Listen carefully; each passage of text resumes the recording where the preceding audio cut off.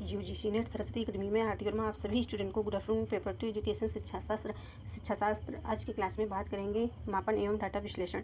ये आपका जो है चैप्टर है, मतलब 6 यूनिट के अंतर्गत जो है आपका अध्याय 4th अध्याय है। यहाँ पे हम बात करेंगे ये 6 यूनिट के अंतर्गत जो है 4th अध्याय के बारे में हम बात कर रहे हैं, ठीक है, या पार्ट आप कह सकते हैं, मतलब डी है, ठीक है। तो यहाँ पे बात करने वाले हैं मापन एवं डाटा विश्लेषण। तो आप यहाँ पे देख सकते हैं ये क्या होता है, ठीक है, मापन का अर्थ क्या होता है, परिभाषा क्या होती है, मापन पैमाने के प्रकार देख सकते हैं, डाटा विश्लेषण के बारे में पढ़ेंगे, गुणात्मक डाटा विश्लेषण के प्रकार पढ़ेंगे, ठीक है। इसके अंतर्गत जो है आपका आता है कि मापन पैमाने के प्रकार। इसके अंतर्गत जो है ये हेडिंग आपकी आती है जिसमें आपको इतनी सारी हेडिंग्स मिलती हैं, ठीक है। अब इसमें से आपका जो है इस टॉपिक से आपका जो है कितने प्रश्न आपके समथिंग पूछे जाते हैं, 2 या 3 जो है प्रश्न आपके पूछे जाएंगे, ठीक है। तो तीनों प्रश्न आपके गलत ना होने पाए, अच्छे से पढ़ लीजिए, ठीक है। तो यहाँ पे हम बात करेंगे यहाँ पे, ठीक है। तो स्टार्ट करती हूँ। यहाँ पे देख सकते हैं आप जो इम्पोर्टेंट है उसी के बारे में डिटेल में बात करेंगे, बाकी जो है स्किप करते चले जाएंगे क्योंकि जो है आपको PYQ भी करना है, ठीक है। और आपकी 6 यूनिट कंप्लीट होने को है, 7 यूनिट भी 1-2 दिन की क्लास में कंप्लीट कर देंगे। इसके बाद जो है आपकी मतलब 3 यूनिट लास्ट की बच रही हैं, उनको भी जल्दी से जल्दी कवर करने की कोशिश करूँगी। यहाँ पे बात करेंगे मापन का अर्थ एंड जो है परिभाषा। तो यहाँ पे आप सभी स्टूडेंट जानते हैं कि मापन क्या होता है, ठीक है। तो मापन किसी वस्तु या घटना के आकार, मात्रा या गुणों को मापने की प्रक्रिया होती है। मापन शब्द से आपको समझ में आ रहा होगा, किसी वस्तु घटना के आकार, मात्रा या गुण को मापने की प्रक्रिया है। मापन का अर्थ है किसी चीज़ को संख्यात्मक रूप से व्यक्त करना, ठीक है। यानी कि मापन का अर्थ होता है किसी चीज़ को संख्यात्मक रूप से व्यक्त करना। यह किसी वस्तु घटना का आकार, मात्रा, विशेषता निर्धारण करने की प्रक्रिया है जिसे एक मानक इकाई के संदर्भ में व्यक्त किया जाता है। जैसे कि किसी वस्तु की लंबाई को मीटर में मापना, जैसे कि कोई वस्तु है तो उसको लंबाई को जो है मीटर में मापना, किसी वस्तु का वजन किलोग्राम में मापना, ठीक है। मापन किसी वस्तु या घटनाओं की विशेषताओं को संख्यात्मक रूप से व्यक्त करने की प्रक्रिया है। इसको अच्छे से पढ़िएगा, आपको याद हो जाएगा। वैसे भी ये आपने फर्स्ट पेपर में पढ़ा होगा और ये जो है आपका एजुकेशन सब्जेक्ट के अंतर्गत है, ठीक है, 6 यूनिट, और उसमें जो है आपका 2nd यूनिट है सामान्य पेपर में, ठीक है। तो यहाँ पे मापन के आयोग हो गए, ठीक है। तो मापन के उपयोग, ठीक है। तो मापन के यूज क्या है, तो यहाँ पे देख सकते हैं वर्गीकरण और चयन और तुलनात्मक, भविष्यवाणी, निदान, शोध, ये आपके हो जाएंगे मापन के उपयोग, ठीक है। इसके बाद आप देखेंगे यहाँ पे प्रकार। इसको हमने आपको एक बार पढ़ाया है शॉर्ट वीडियो में, ठीक है। और इसको यहाँ पे हम पढ़ाएंगे मापन के जो है प्रकार। तो यहाँ पे देख सकते हैं शैक्षिक मापन का आधार आंकड़े हैं। शैक्षिक मापन का आधार आंकड़े हैं। उपलब्ध आंकड़ों को सुविधा की दृष्टि से हम 4 स्तरों में रखते हैं, यानी कि 4 स्तर में हम रखते हैं, भागों में बांट सकते हैं, बोला गया है। ये 4 स्तर निश्चित क्रम में है, यानी कि निश्चित क्रम में है। जो स्तर यहाँ पे देख सकते हैं, ये 4 निश्चित क्रम में है। जो स्तर जितना नीचे है उसका मापन उतना ही सरल होगा। मापन किसी वस्तु घटना की विशेषताओं को संख्यात्मक रूप से जो है व्यक्त करने की प्रक्रिया है। अभी आपने पढ़ा। यह वर्गीकरण स्टीवेंस ने दिया है, ठीक है। तो इसको आपको अच्छे से याद कर लेना है। इन्हें स्तर ना कहकर पैमाने भी कहा गया है, यानी कि स्केल भी कहा गया है, या आप पैमाने कह सकते हो या 4 स्तर कह सकते हो। यानी कि जो यहाँ पैमाना शब्द है, यहाँ आप स्तर भी बोल सकते हो। मापन के स्तर कितने प्रकार के हैं तो आपको बताना है, 4 प्रकार के होते हैं, ठीक है।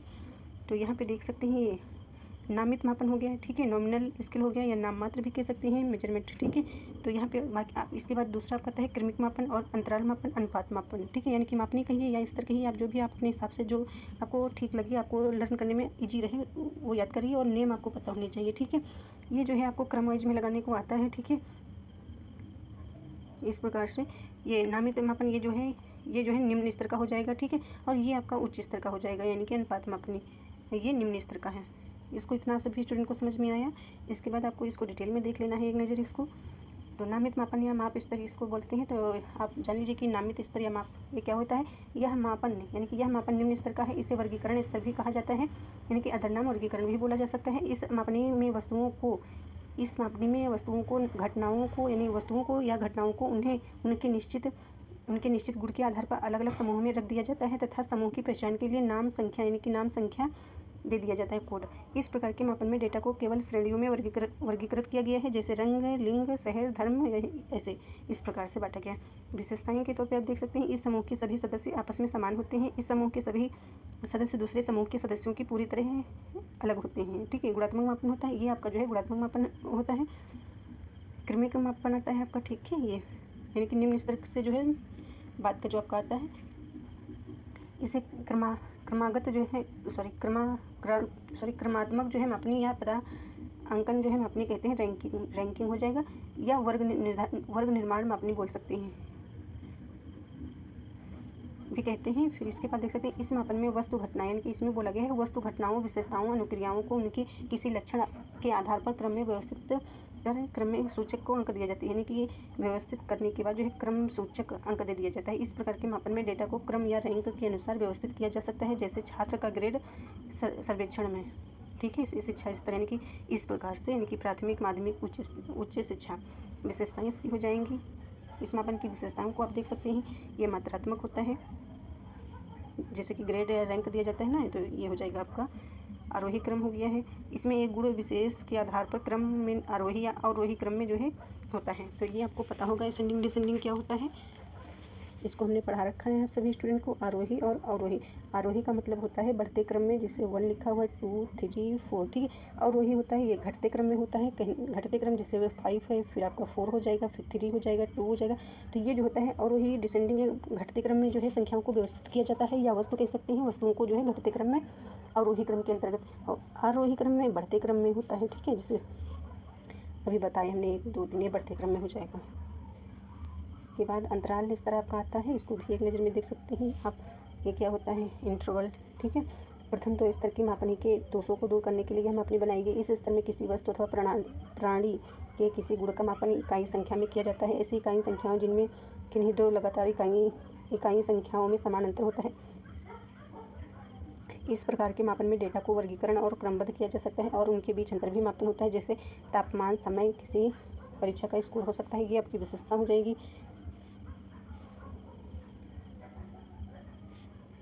ये आपका जो है उच्च स्तर का जो है मापन होता है, अनुपात मापनी रेशियो, ठीक है, इसको बोलते हैं। हमें इंग्लिश नहीं आती, हमने आपको बताया है, आप खुद से पढ़िए। यह मापन का सर्वोच्च स्तर है, खुद से नहीं आपने पढ़ा है, आप सभी बच्चों को आता है, तो आप अपने हिसाब से पढ़ सकते हैं, क्योंकि आप सभी स्टूडेंट जानते हैं कि इंग्लिश जो है, जो टीचर लोग होते हैं या कोई भी पर्सन होता है, व्यक्ति होता है, तो एक ही वर्ड को अलग अलग प्रकार से लोग बोलते हैं, ठीक है। और फिर इसके बाद आपको देखना है, उसको छोड़ो, इस बात को छोड़ते हैं, अपना पढ़ते हैं। यहाँ पे यह मापन का सर्वोच्च स्तर यानी कि सर्वोच्च स्तर है। इस मापनी में पहले की तीन मापनियों की सभी विशेषताएं हैं, यानी कि सभी विशेषताएं, यानी कि कहने का मतलब है अनुपात मापनी में जो है, जो पहले की 3 जो स्तर थे आपके मापन थे, उसमें जो सारी विशेषताएं इसके अंतर्गत है, यानी इस मापनी के अंतर्गत। इस मापनी में एक वास्तविक शून्य की संकल्पना होती है। इस प्रकार के मापन में डेटा को वर्गीकृत, क्रमबद्ध और उनके बीच अंतर मापन समान होता है। साथ ही एक वास्तविक शून्य बिंदु भी होता है, जैसे लंबाई, वजन, आय, ये विशेषता हो गई। इसमें वास्तविक शून्य बिंदु होता है, यह काल्पनिक बिंदु ना होकर के वह बिंदु है जिसमें सिलगुड़ या विशेषता शून्य होता है। इसके बाद आप देखेंगे डाटा विश्लेषण क्या होता है। इसको आप सभी स्टूडेंट इंपॉर्टेंट है, इसको भी पढ़ लीजिएगा। मापन का आधार आंकड़े ही होते हैं, जो मात्रात्मक या गुणात्मक दोनों प्रकार के हो सकते हैं, ये देख सकते हैं। और यहाँ पे देखेंगे डाटा या पद्धति ही मापन का मूल आधार है। इनके संकलन में शोधकर्ता को अनेक सावधानियां बरतनी पड़ती हैं, ये शोध के लिए सार्थक होते हैं। इनके द्वारा पूरी जनसंख्या का अनुमान लगाया जा सके। ये पूर्ण तथा जो है व्यापक होते हैं। आंकड़े 2 प्रकार के होते हैं, यहाँ पे देखना है आपको। एक होता है गुणात्मक मापन और एक मात्रात्मक। तो गुणात्मक क्या होता है मापन, यहाँ पे देख सकते हैं, किसी वस्तु प्राणी अथवा क्रिया की, यानी जीव हो गया है, ठीक है, इसे जीव बोलते हैं, क्रिया की विशेषताओं को गुणों के रूप में देखते समझने को गुणात्मक मापन कहते हैं। कहने का मतलब है, गुणात्मक का मतलब हो जाता है जो किसी व्यक्ति या वस्तु घटना के जो गुणों की विशेषता बताता है, वो आपका गुणात्मक हो जाता है। जैसे किसी छात्र का अति बुद्धिमान होना, बुद्धिमान और कम बुद्धिमान होना, ये सब आपका इसी के उदाहरण हैं, ठीक है। फिर आप देखते हैं मात्रात्मक, और हाँ, इसको मापा नहीं जा सकता है, ये संख्यात्मक नहीं होता है। आप जानते हैं बुद्धि को नहीं नाप सकते ना, रंग रूप, ठीक है, आकार, ये सब चीज़ें नहीं नापा जा सकता। मात्रात्मक ये संख्यात्मक होता है, इसको मापा जा सकता है। किसी वस्तु, प्राणी अथवा क्रियाओं की विशेषताओं को मात्रा के रूप में मापने को मात्रात्मक कहते हैं, जैसे किसी छात्र की बुद्धिलब्धि 140 120 के रूप में। इसके बाद आप यहाँ पे देखेंगे, ये इंपॉर्टेंट है, यहाँ पे बात करने वाली हूँ। ये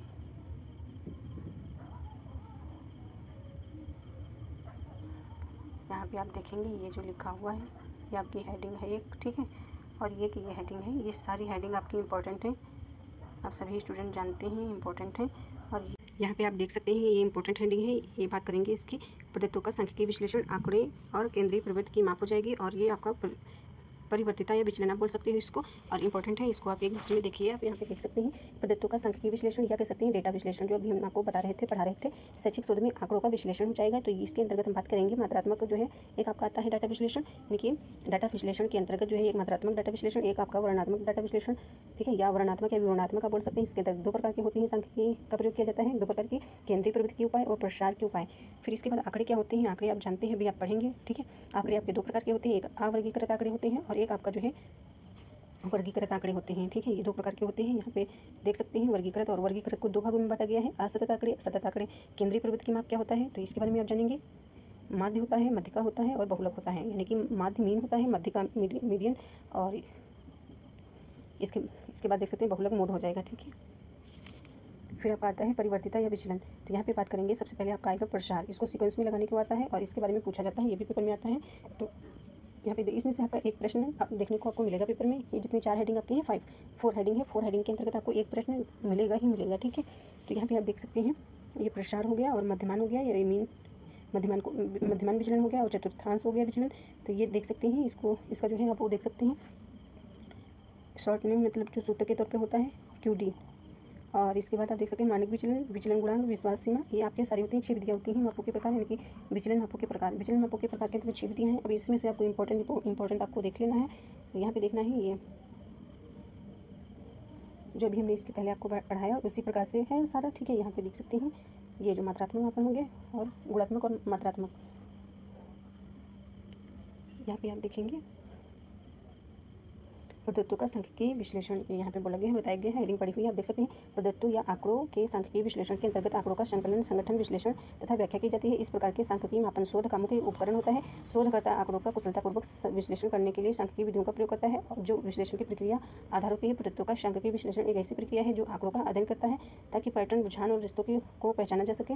सांख्यिकीय विश्लेषण की प्रक्रिया में डेटा को इकट्ठा करना, संगठन करना, विश्लेषण करना और निष्कर्ष निकालना शामिल होता है। यह डेटा से महत्वपूर्ण जानकारी निकालने और सही निर्णय लेने में मदद करता है। और इसके बाद देखते हैं शैक्षिक शोध में आंकड़ों को विश्लेषण दो प्रकार से होता है, मात्रात्मक डाटा विश्लेषण हो जाएगा, वर्णनात्मक या विवरणात्मक आप बोल सकती हो, और इंग्लिश में भी देख लीजिएगा।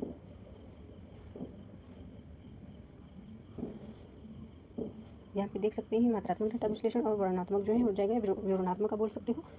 यहाँ पे देख लीजिए मात्रात्मक विश्लेषण में डाटा का सांख्यिकीय साधनों के माध्यम से विश्लेषण किया जाता है। डेटा को सांख्यिकीय रूप में मापा जाता है और सांख्यिकीय तकनीकों का उपयोग करके विश्लेषण किया जाता है। इसमें औसत विचलन से संबंध और जो है प्रतिगमन जैसे सांख्यिकीय माप शामिल होते हैं। सर्वेक्षण डेटा, बिक्री आंकड़े, आर्थिक डेटा, ये सारा आपका उदाहरण के तौर पर ही करना, ठीक है।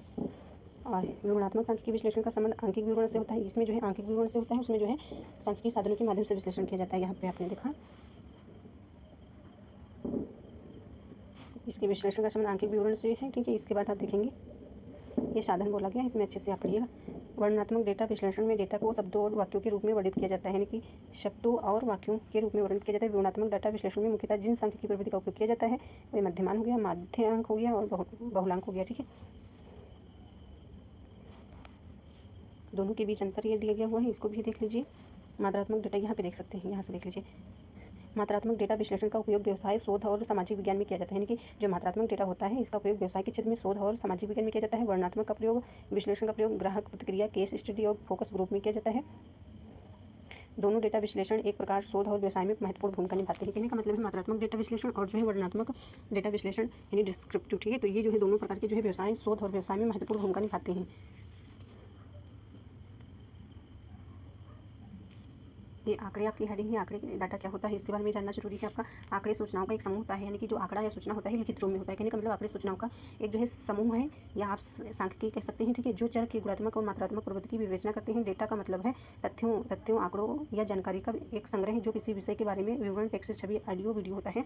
यह कह सकती हो आंकड़े संख्याओं का एक समूह होती हैं, जैसे किसी शहर की जनसंख्या, तापमान, वर्षा आदि। या कह सकती हो संख्याओं का चित्रमय प्रदर्शन, यानी कहने का मतलब है लिखित रूप में जो होता है डाटा। आंकड़ों को ग्राफ, चार्ट या अन्य आरेखों के माध्यम से भी दर्शाया जा सकता है, जिससे उन्हें समझना आसान हो जाता है। उदाहरण के तौर पर देख सकते हैं किसी व्यक्ति का नाम, पता, जन्मतिथि या बैंक बैलेंस डेटा के कुछ उदाहरण हैं। महत्व डेटा का उपयोग कई क्षेत्र में किया जाता है। विज्ञान, व्यवसाय, सरकार, आर्थिक, सामाजिक, भौगोलिक, खगोलीय आदि से संबंधित है। उद्देश्य हो जाता है विषय के बारे में जो है जानकारी प्राप्त करने में और विश्लेषण करने में, निर्णय लेने के लिए किया जाता है डाटा का उपयोग। फिर इसके बाद यहाँ पे देखें दो प्रकार का डाटा होता है। वर्गीकरण यानी कि क्लासिफिकेशन, आंकड़ों को उनकी विशेषताओं या गुणों के आधार पर विभिन्न समूहों में बांटा जाता है। आंकड़े दो प्रकार के आपके होते हैं। आंकड़े निम्न दो प्रकार के, एक अवर्गीकृत, अभी हमने जो बोला था इसके पहले जो वर्गीकृत आंकड़े ठीक है, ग्रुप्ड जो है डाटा और जो है ग्रुप्ड डाटा हो जाएगा। अवर्गीकृत आंकड़े क्या होते हैं, डाटा क्या होता है, तो यहाँ पे देख सकते हैं वही आंकड़े बिना किसी वर्गीकरण के अपने मूल रूप में प्रस्तुत किए जाते हैं। ऐसे आंकड़े जो बिना किसी समूह में व्यवस्थित किए जाते हैं। कहने का मतलब है जो मूल रूप में जो वस्तु होती है उसको मूल रूप में ही रहने देते हैं, ठीक है। जैसे कि कोई वस्तु जिस प्रकार की है उसी प्रकार से हम उसको जो है पेश करें सामने, ठीक है, इस प्रकार से।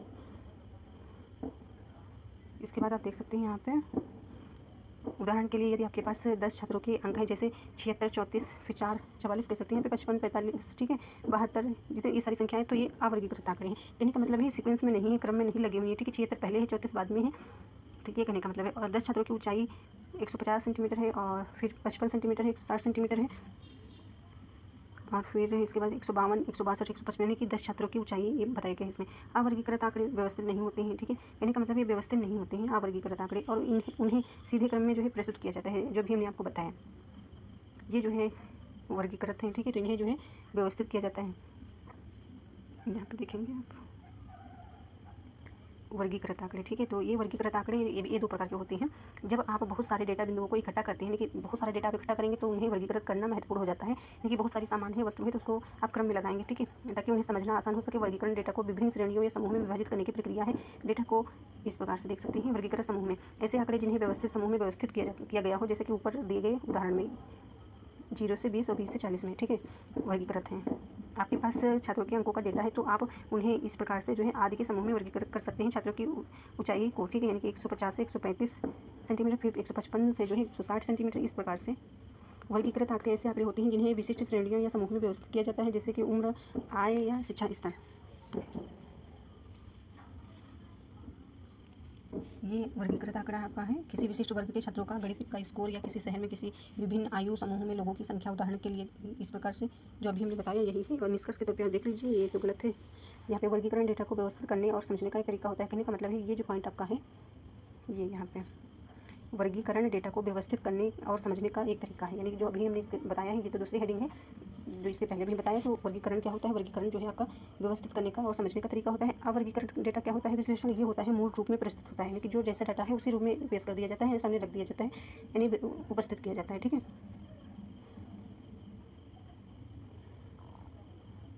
ये यहाँ पे बात करा गया है कि ये जो है वर्गीकृत आंकड़े के प्रकार, दो प्रकार होते हैं, असतत आंकड़े और सतत आंकड़े। असतत आंकड़े क्या होता है, असतत आंकड़े ऐसे आंकड़े होते हैं जिन्हें गिना जा सकता है। कहने का मतलब है असतत, यहाँ पे गलत लिखा हुआ, यहाँ पे ता होगा, यहाँ पे तो मिस्टेक है, ठीक है। तो असतत आंकड़े ऐसे आंकड़े होते हैं जिन्हें गिना जा सकता है, जैसे लोगों की संख्या या घटनाओं की संख्या, कक्षा में छात्रों की संख्या। असतत का मतलब हो गया गिना जा सकता है डाटा को। सतत का मतलब क्या होगा, सतत को यहाँ पे देख सकते हैं। सतत आंकड़े क्या होते हैं, कंटिन्यूअस डाटा। सतत आंकड़े ऐसे आंकड़े होते हैं जिन्हें मापा जा सकता है, जैसे कि ऊंचाई, वजन या एक प्रक्रिया में लगने वाला समय सतत आंकड़े हैं। या कह सकते हैं इनमें आंकड़े समूह या वर्ग अंतराल के रूप में लिखे जाते हैं। इनकी बारंबारताएं ज्ञात होती हैं। बारंबारताएं क्या होती हैं, ये होता है फ्रिक्वेंसी, ठीक है, या आवृत्ति आप कह सकते हो, इस प्रकार से, ठीक है। यहाँ पे देख सकते हो ये सतत, असतत आंकड़े, सतत आंकड़े, ठीक है। केवल निश्चित मान ले सकते हैं, गिना जा सकता है इसमें डेटा को, इसमें डेटा को मापा जा सकता है, ठीक है। इसमें किसी भी मान को ले सकते हैं। और असतत में मानों के बीच कोई मान मौजूद नहीं होता है, इसमें कोई भी जो है मान मौजूद हो सकते हैं, कोई भी मान आप ले सकते हैं मौजूद होता है। छात्रों की संख्या, गेंदों की संख्या उदाहरण के तौर पर हो जाएगा, वजन या तापमान, इस प्रकार से। और इस हेडिंग को जो है हम कल की क्लास में बताएंगे, ठीक है, ये डिटेल में बताएंगे, आपको पढ़ाएंगे ये आपको, ठीक है।